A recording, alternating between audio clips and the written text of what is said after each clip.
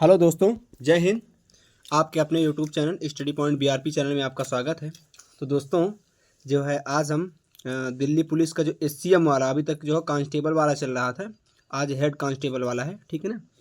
तो आज है 7 जनवरी, ठीक ना। इसका तो हम फर्स्ट शिफ्ट का जो है एनालिसिस करने वाले हैं।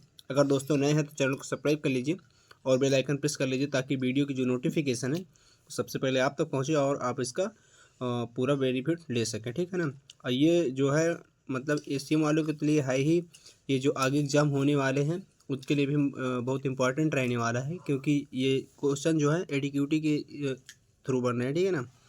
और जो कि आगे भी एसएससी जीडी का जो एग्ज़ाम होगा उसको एडीक्यूटी ही करवाएगी, तो इसके लिए और एमटीएस वाला भी है।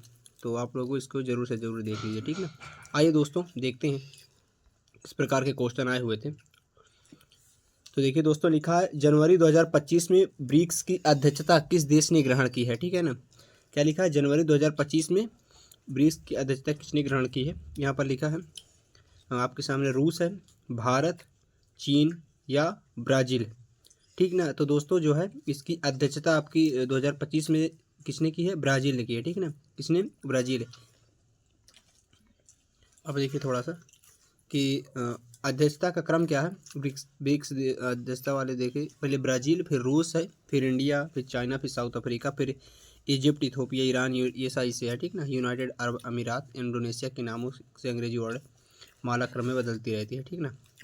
अब देखिए 2024 में रूस के बाद 2025 में कहाँ हुई, ब्राज़ील में, ठीक है ना। थीम क्या थी, ब्राज़ील की 2025 की अध्यक्षता का मुख्य विषय क्या था, थीम की मजदूर, ठीक है ना।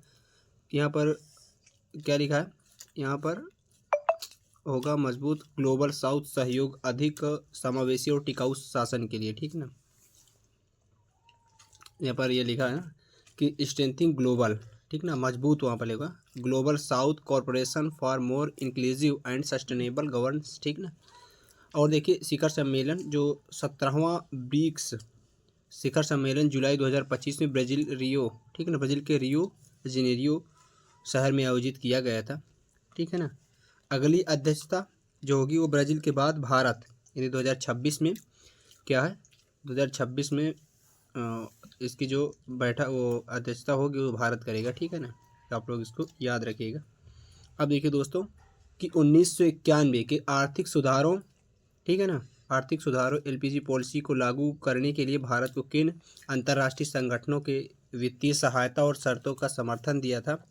तो ये क्वेश्चन था दोस्तों, इसके ऑप्शन आपके सामने ये दिए हुए हैं, ठीक है ना। तो इसका जो करेक्ट ऑप्शन था वो ऑप्शन नंबर बी जो है वो करेक्ट है, विश्व बैंक और अंतर्राष्ट्रीय मुद्रा कोष, ठीक ना। और देखिए दोस्तों इसके बारे में थोड़ा सा देखते हैं कि 1991 के आर्थिक सुधारों एलपीजी नीति के लिए भारत को मुख्य रूप से अंतर्राष्ट्रीय मुद्रा कोष यानी आईएमएफ, ठीक ना, और विश्व बैंक से वित्तीय सहायता मिली, जिसमें आईएमएफ ने भुगतान संतुलन संकट से निपटने के लिए ऋण भाग, ठीक ना, $2.2 बिलियन दिया, जिसके बदले भारत को उदारीकरण, निजीकरण और वैश्वीकरण, एलपीजी से जुड़े संरचनात्मक समायोजन कार्यक्रम या सेपी की शर्तों का पालन करना पड़ा, जिसमें व्यापार बाधाओं को कम करना और अर्थव्यवस्था को खोलना शामिल था, ठीक ना। और अगला प्रश्न है दोस्तों कि एक विशेष अधिकार या लाभ अर्थ वाले शब्द की सही वर्तनी वाले विकल्प का चयन कीजिए, ठीक ना। मतलब एनी स्पेलिंग एरर, क्योंकि देखिए एससीएम में जो है, एससीएम में क्या है कि इंग्लिश भी आती है, ठीक ना। अभी तक जो कांस्टेबल का था इसमें जीके जीएस जो आती थी वो 50 नंबर की थी, ठीक है ना, और रीजनिंग आती थी और मैथ आती थी। लेकिन इसमें क्या है, इसमें जो है इंग्लिश भी आती है, ठीक ना। तो इसीलिए ये प्रश्न जो है यहाँ पर हिंदी से दिया गया, लेकिन ये इंग्लिश का प्रश्न है। यहाँ पर जो क्वेश्चन दिया है, यहाँ पर ये दिया है ना, ये मेन क्वेश्चन है, select the option with the correct spelling of the word meaning a special right advantage, ठीक ना। तो आपके सामने ये स्पेलिंग एरर वाला क्वेश्चन है। अभी आपके सामने क्वेश्चन दिए हैं, ये मीनिंग दी, इसमें से कौन सा जो सही जिसकी मीनिंग है, ठीक है ना। तो इसका ऑप्शन नंबर डी जो करेक्ट होगा, प्रीविलेज, जो कैसे लिखा जाएगा, PRI और ELEG, ठीक है ना। तो इसका मतलब दोस्तों क्या होगा, यानी एक विशेष अधिकार या लाभ वाले, ठीक है ना, ये होता है। अब देखिए दोस्तों अगला प्रश्न है आपके सामने, ऑपरेशन सिंदूर से आया है। देखिए प्रश्न, ऑपरेशन सिंदूर के दौरान मिसाइल और ड्रोन हमलों की जानकारी किस अधिकारी ने मीडिया को दी थी? किसने? मेजर जनरल अशोक ने, कर्नल सोफिया कुरैशी ने, ग्रुप कैप्टन वर्मा ने, कि लेफ्टिनेंट जनरल शर्मा ने? किसने दी थी दोस्तों? ये दी थी कर्नल सोफिया कुरैशी ने, ठीक है ना। देखिए मई 2025 में ऑपरेशन सिंदूर, ठीक है ना, के दौरान पाकिस्तानी मिसाइल और ड्रोन हमलों को लेकर मीडिया को विस्तृत जानकारी लिखित अधिकारियों ने दी थी। देखिए कर्नल सोफिया कुरैशी भारतीय सेना के प्रतिनिधि के रूप में उन्होंने 8 से 9 मई 2025 की मध्य रात्रि को पाकिस्तान द्वारा पश्चिमी सीमा पर किए गए ड्रोन और मिसाइल हमलों की जानकारी दी। विंग्स कमांडर व्योमिका सिंह भारतीय वायुसेना की जो हैं ओर से उन्होंने पाकिस्तानी हमलों के खिलाफ वायुसेना की तैयारियां और जवाबी संयम के बारे में मीडिया को अवगत कराया, ठीक है ना। और विक्रम मिश्री, ठीक है ना, विक्रम मिश्री जो भारत के विदेश सचिव के रूप में उन्होंने इन सैन्य अधिकारियों के साथ मिलकर एक विशेष मीडिया कॉन्फ्रेंसिंग का नेतृत्व किया, ब्रीफिंग का नेतृत्व किया और इससे पूरी स्थिति में कूटनीतिक और रणनीतिक पहलुओं को स्पष्ट किया, ठीक है ना। और अगला प्रश्न दोस्तों आपके सामने आया था कि होला मोहल्ला त्यौहार मनाने का मुख्य कारण क्या है? आपके सामने ये ऑप्शन थे और इसका जो करेक्ट ऑप्शन था, ऑप्शन नंबर जो सी था, कि सिख सैन्य कौशल और चरिता का प्रदर्शन करना था, ठीक है। ऑप्शन नंबर सी जो है इसका करेक्ट था। आइए देखिए कि होला मोहल्ला त्यौहार मनाने का मुख्य कारण गुरु गोविंद सिंह जी द्वारा सिखों में धीरता, आत्मअनुशासन और सैन्य कौशल की भावना जगाना, जो होली के रंगों से हटकर एक सैन्य अभ्यास के रूप में शुरू हुआ, जिसमें तलवारबाजी, घुड़सवारी और मार्शल आर्ट का प्रदर्शन किया। और यह खालसा की शक्ति और एकता का प्रतीक है। यह त्यौहार समाज के कमज़ोर वर्गों को सशक्त बनाने और धार्मिक और सांस्कृतिक जुलूसों के माध्यम से एकता को बढ़ावा देने का भी एक तरीका है, ठीक है ना। अब देखिए अगला प्रश्न रहा आपके सामने कि दिल्ली में मेहरौली के पास स्थित प्रसिद्ध लौह स्तंभ किस राजवंश से संबंधित है? हाँ, ये प्रश्न थोड़ा इम्पोर्टेंट है। यहाँ पर लिखा है कि मौर्य वंश है कि गुप्त वंश की, नंद वंश की, कुषाण वंश। तो ये दोस्तों गुप्त वंश है, ठीक ना। ऑप्शन नंबर इसका जो बी है वो करेक्ट है। देखिए कि दिल्ली के महरौली के पास स्थित प्रसिद्ध लौह स्तंभ गुप्त राजवंश से संबंधित है, जिससे गुप्त सम्राट चंद्रगुप्त द्वितीय यानी विक्रम जिसे कहा जाता था, उन्होंने इसको बनवाया। और यह उनकी सैन्य विजयों और प्राचीन भारतीय धातु विज्ञान की उन्नत तकनीक का एक अद्भुत उदाहरण है, ठीक है ना। और क्या है, देखिए शासक कौन? चंद्रगुप्त द्वितीय यानी चंद्रगुप्त विक्रमादित्य जिन्हें कहते थे। वंश कौन है? गुप्त वंश। लगभग कब बना थे? चौथी और पाँचवीं शताब्दी ईस्वी में, ठीक है ना। विशेषता क्या है? लगभग 1600 साल पुराना और अपनी जंग रोधी प्रकृति के लिए प्रसिद्ध, जो उस समय की उन्नत धातु तकनीकों को दर्शाता है, ठीक है ना। स्थान कहाँ पर? यह कुतुब परिसर में, ठीक है ना। कहाँ है कुतुब परिसर? महरौली दिल्ली में स्थित है। तो आप लोग इसको याद रखिएगा।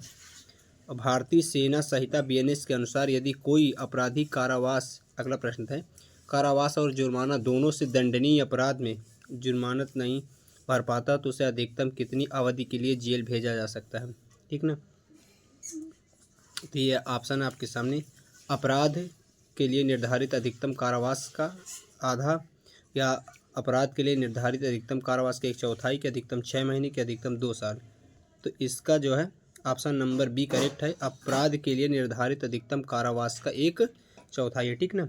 और अगला प्रश्न है कि भारतीय न्याय संहिता यानी बीएनएस की धारा 8(3) के अनुसार यदि कोई अपराधी कारावास जुर्माना दोनों से दंडनीय अपराध में जुर्माना नहीं भर पाता है तो उसे जुर्माना न भरने के बदले में अधिकतम अपराध के लिए निर्धारित अधिकतम कारावास अवधि के 1/4 तथा अतिरिक्त जेल भेजा जा सकता है, जो मुख्य सजा के अतिरिक्त होगा और अवधि जुर्माने की राशि के अनुपात में कम होती जाती है, ठीक है ना।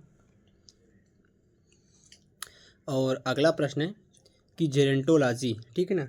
जेरेंटोलॉजी यानी ये है, इसको आप देखिए। जेरेंटोलॉजी किसे कहते हैं, यानी किसके अध्ययन को जेरेंटोलॉजी कहा जाता है?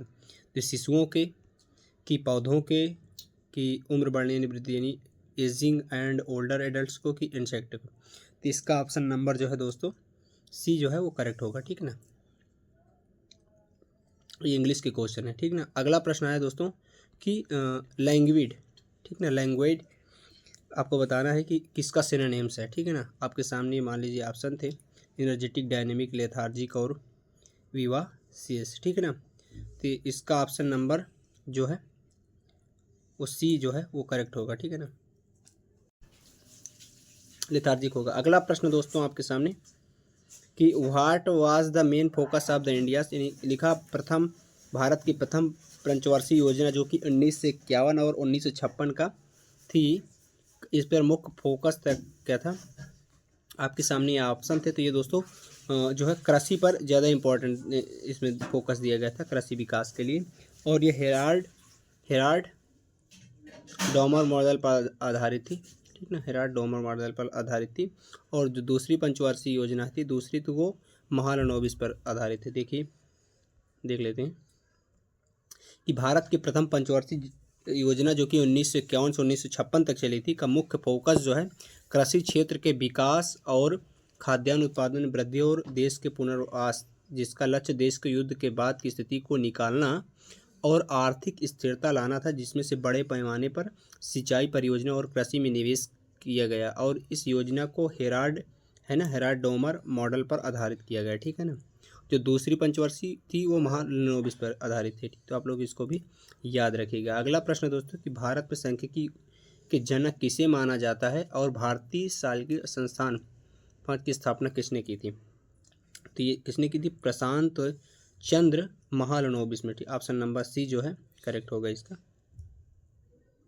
अगला प्रश्न दोस्तों, त्रिपक्षीय क्या लिखा, त्रिपक्षीय युद्ध किन तीन राजवंशों के बीच हुआ था। यहाँ पर ये इसने बीच होगा, ठीक है, तो आप लोग याद रखिएगा बीच है यहाँ पर। तो किन के बीच में हुआ था, ये पाल, प्रतिहार और राष्ट्रकूट के बीच में होता है, ठीक ना, ऑप्शन नंबर बी जो है करेक्ट होगा। और अगला प्रश्न है, देखिए युद्ध मुख्य रूप से कन्नौज के नियंत्रण के लिए था, जो उस समय उत्तरी भारत की संप्रभुता का प्रतीक था, और इसे बंगाल के पाल, पश्चिमी भारत के प्रतिहार और दक्कन के राष्ट्रकूट शामिल थे नहीं, ठीक ना। अब देखिए अगला प्रश्न दोस्तों आपके सामने, भारत ने ओलंपिक में अपना पहला व्यक्तिगत पदक किस खेल में जीता था। तो दोस्तों किस में जीता था, ऑप्शन ए है हॉकी, बी है निशानेबाजी, सी है कुश्ती और टेनिस। तो ये जीता था किस में, कुश्ती में, ठीक ना, रेसलिंग में। आप लोग इसको याद रखिएगा। और अगला प्रश्न दोस्तों आपके सामने कि के.डी. जाधव ने, प्रश्न नहीं ये इसका एक्सप्लेनेशन है, ठीक है ना। के.डी. जाधव ने 1952 के हेलसिंकी और ओलंपिक में कुश्ती बैडमिंटन में कांस्य पदक जीतकर भारत का पहला व्यक्तिगत ओलंपिक जीता था। हॉकी में भारत को पहला स्वर्ण पदक टीम इवेंट इन 1928 के एम्स्टर्डम ओलंपिक में मिला था, जब भारत ब्रिटिश भारत का हिस्सा था, ठीक है ना। अभिनव बिंद्रा ने 2008 में निशानेबाजी में पहला व्यक्तिगत स्वर्ण पदक जीता था, तो आप लोग इसको भी याद रखिएगा।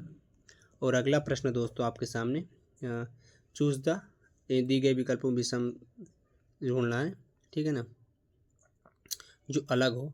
लिया है, ए है ऑप्शन लंदन, पेरिस है, फिर कीव है, फिर ब्रुसेल्स है, ठीक ना, ये ब्रुसेल्स है। तो इसका ऑप्शन नंबर ए जो है वो करेक्ट होगा, लंदन, ठीक ना। कैसे वो देखते हैं।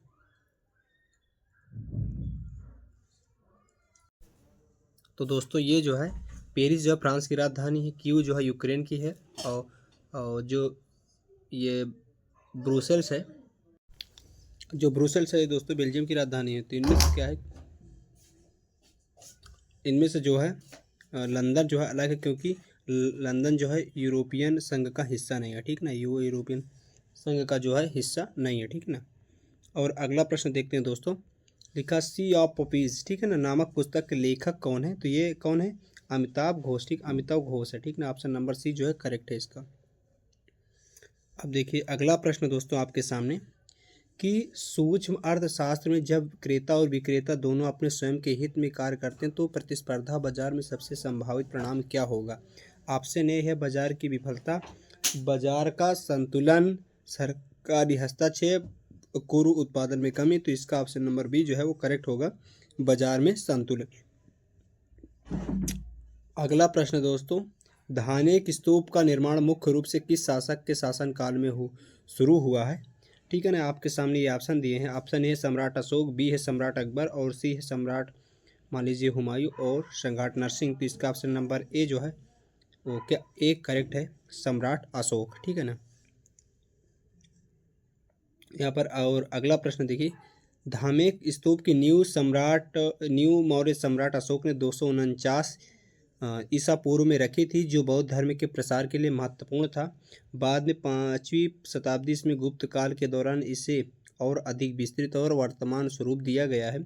यह वह स्थान है जहाँ गौतम बुद्ध ने ज्ञान प्राप्ति के बाद अपना पहला उपदेश दिया था। ठीक है ना, पहला उद्देश्य उन्होंने कहाँ दिया था, तो सारनाथ वाराणसी में।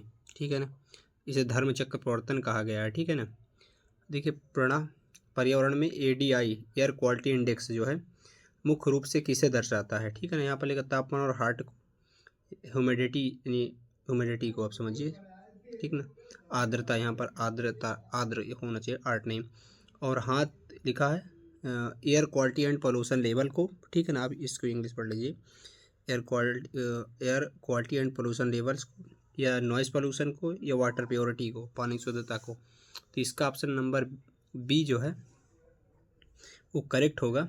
ठीक ना, air quality and pollution level को। ठीक ना, आप हिंदी को मत ध्यान दीजिए, हिंदी गलत भी हो सकती है। ठीक ना, यहाँ पर देखिए दोस्तों, AQI यहाँ पर लिखा वायु, इसका मतलब होता है एयर क्वालिटी इंडेक्स, वायु गुणवत्ता सूचकांक। यह एक मानकीकृत माप है जो बताता है कि हवा में विभिन्न प्रदूषकों जैसे सूक्ष्म कण, ओजोन, कार्बन मोनोऑक्साइड की मात्रा कितनी है। ठीक है ना, ये क्या है, और ये क्या बताता है कि एक को उच्च मान बताता है कि यह अधिक प्रदूषित है, स्वयं के यहाँ हानिकारक कितनी है। जब कम मान हवा की अच्छी गुणवत्ता को दर्शाता, जब कम मान होता है तो हवा की अच्छी गुणवत्ता होती है, जब अधिक मान इसमें होता है AQI में तो वो अधिक प्रदूषित वायु होती है, जो कि हमारे स्वास्थ्य के लिए हानिकारक होती है। ठीक ना, यह जनता को वायु प्रदूषण के स्तर और उससे जुड़े स्वास्थ्य जोखिमों के बारे में सूचित करता है। ठीक ना, तो आप लोग इसको भी याद रखना।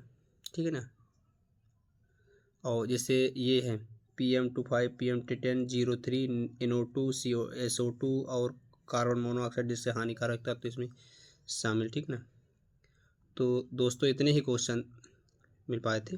ठीक है ना, तो दोस्तों अगर आपको इसकी PDF चाहिए, हाँ, इसकी आपको अगर PDF चाहिए तो आप हमारे टेलीग्राम चैनल को ज्वाइन कर लेना, जिसका लिंक जो है डिस्क्रिप्शन में आपको मिल जाएगा।